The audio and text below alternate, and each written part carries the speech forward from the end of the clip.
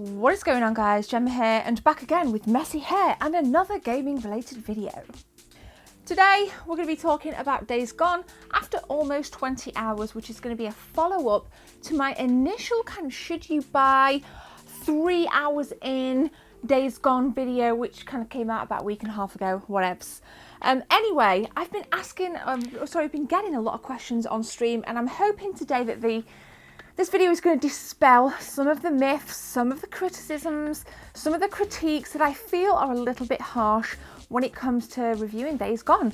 Yes, it isn't the best game on the market. It's definitely not up there with the longevity or the prestige of something like The Last of Us, which is another mammoth AAA Sony PlayStation 4 and 3 exclusive. But it is a good game, and I stand firm on what I said. I'm still sticking my middle finger up to IGN that rated it a 6.5 out of 10, which is preposterous. And when I did my last video, I said at that time it would waver between a 7.5 and a 7.8 out of 10. Do I still feel that that rating is fair? I'm also going to talk about that. So sit back, punch that subscribe button, and if you're new here, let me know in the comment section below some of your thoughts about playing Days Gone. Right, story time. I was at the gym the other day. I'm just going to kind of set the scene for this video, okay? And I always listen to a gaming podcast, and I'm kind of running on the treadmill, and this entire podcast with Greg Miller, it's got a kind of funny games podcast, I believe it's called, Greg Miller and co, ripping the crap out of Days Gone, literally to the point where they were starting to nitpick, and it really started to get on my nerves. One of the things, in fact we'll talk about a few of the things, but one of the first things I want to draw on is they had like a 20-minute conversation about how Days Gone is not rewarding at all. We've got a cat here. Now I beg to differ. I'm going to challenge you, Greg Miller. I'm going to challenge you. I agreed with some of the stuff you were saying, but Days Gone, I find it incredibly rewarding.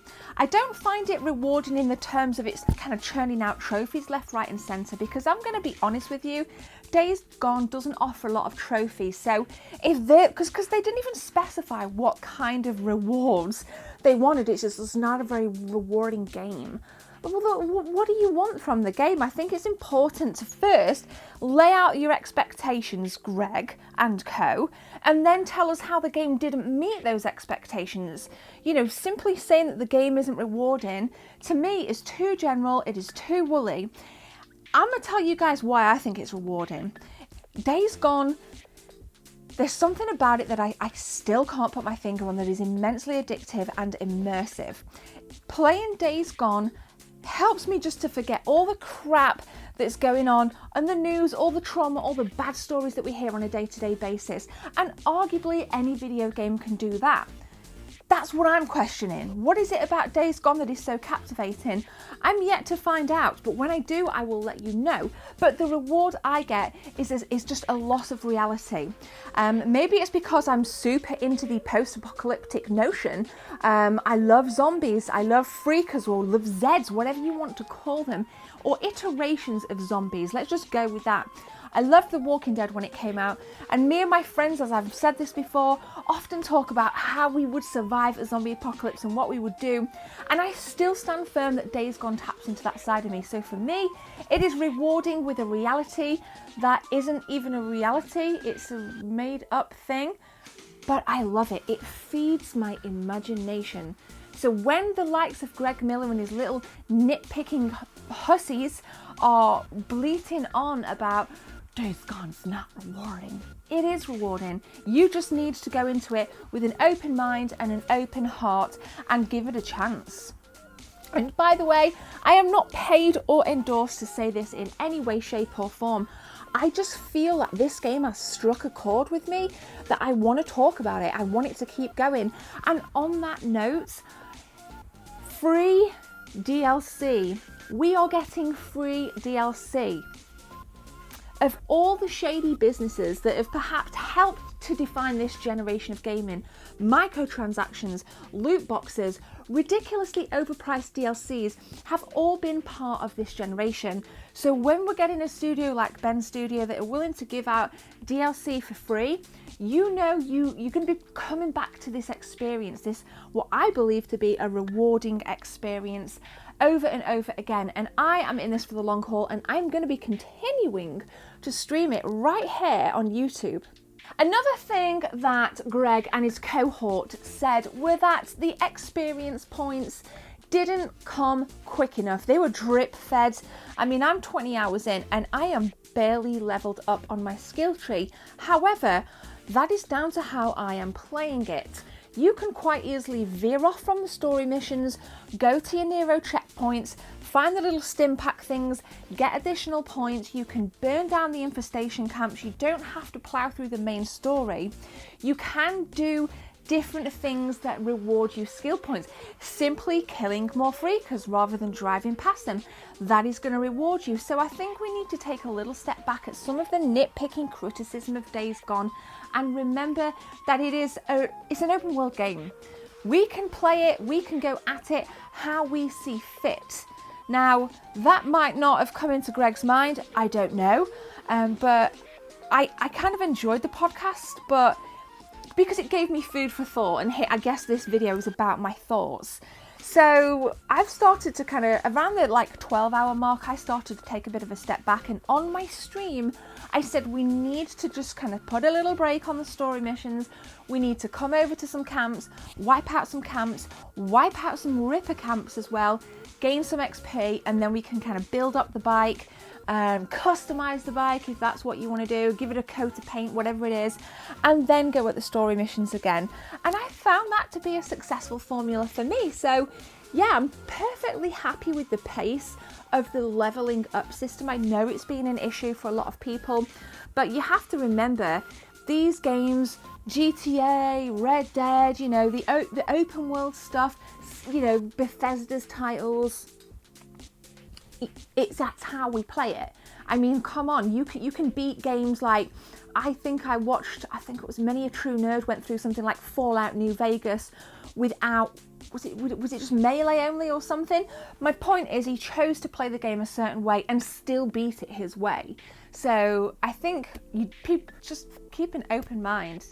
Okay, let's talk about repetition. This is another thing that people, reviewers, critics, keep talking about. And again, in Greg's podcast, I think one of the female hosts was saying that 30, 40 hours into the game, nothing much had changed. She started to feel bored. And I'm like, okay, you start to feel bored, but you didn't elaborate why. What were you bored of? Were you bored of they did actually say that the freakers are quite cookie cutter. So you've got 2 different kinds of females and 3 different kinds of males, and you tend to see that throughout the world. And there's not a lot of variation. That I will agree with.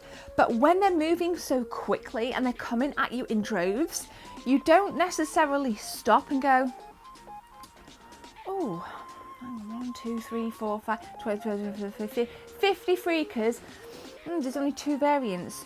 You're too busy firing your weapons or slashing with your machete to pay attention to every fine detail. And I'm even going to criticize myself here. In the first video I did, I said I wanted a little bit more detail, but as I played the game more, the hordes become bigger, the pace increases, especially when you're trying to kind of clear out camps in various little towns, things get faster. So I can see why they didn't pay as much attention to detail within the freakers and the variations. So other than that, she didn't really say what she was bored with. So I would have liked maybe a little bit more flesh to her argument, because I'm nearly 20 hours in and I don't feel that Days Gone is any more monotonous than Skyrim can feel, than Fallout 4 can feel, you know. Yes, you kind of go down the same paths, the same road, but I'm nearly 20 hours in and I'm opening my map and there's still white/greyed out areas of the map that I haven't been to yet. So there are roads I haven't driven, there are trees I haven't seen, you know, there are buildings I haven't been in. And when you do go in the buildings, I love seeing like little things, like I went into this one room and there was a pool table. Or I see the pool table in one room, and then this like bed with like a beach ball on it. So like the whole room was really dark, dreary and drab, and then there's this bright beach ball. I love details like that. I love little things like that. I loved Alien Isolation for that, when you go up to like somebody's desk and there's there's just like a Rubik's Cube or whatever, I don't know, a pen, or, you know, one of the little kind of rocking birds that go like this. It's just little fine details like that in the houses, the bars, the hotels. They've put so much effort into it. So I think where you're lacking detail and perhaps variety on Freakers, you're getting a ton of variation in other parts of the world. Unfortunately, people just aren't seeing it. And I don't know why they're not seeing it. I don't think people are giving it a chance, but I will say this. You guys have pointed this out to me, so thank you, because I was unaware. I'm seeing a lot of comments on my first Days Gone video of you guys saying that the ratings have now increased. So I guess more people are giving this time, more people are making it a tangible experience, more people are enjoying it. So I just want to thank you guys for kind of raising that, because it's helped me to contextualize some of the stuff that I've said in this video as well. So when it comes down to it, Days Gone is a rewarding game. You need to give it time. You need to play the game, explore, and go at a pace that suits you. My tip is to search loads of Nero camps that you come across. Don't just drive through them. Get your Nero checkpoints searched. Make sure you wipe out the infestation nests and just enjoy it. Absolutely enjoy it. This game looks stunning. The foliage looks amazing, the rain looks amazing, the sound design is phenomenal. When it's raining, you can hear the thunderstorms in your Razor or your Turtle Beach. You know, it's quite a relaxing game to play. So go out there, have some fun with it, but before you do that, make sure you make your stamp in the comments, because I want to know if this video has helped you in any way. And if you've missed the first Days Gone video, it will be in the cards along with all of the live streams so far. They will be in the archive playlist on my main channel page. So gamers, thank you very much for watching. Thank you very much for keeping me entertained as well. I love this community and I'm so grateful to be a part of it. But for now, thump that subscribe button, share the video using hashtag TheGebs24. All social media links are in the description. Have a beautiful day. My name is Gemma. Take care. See you soon.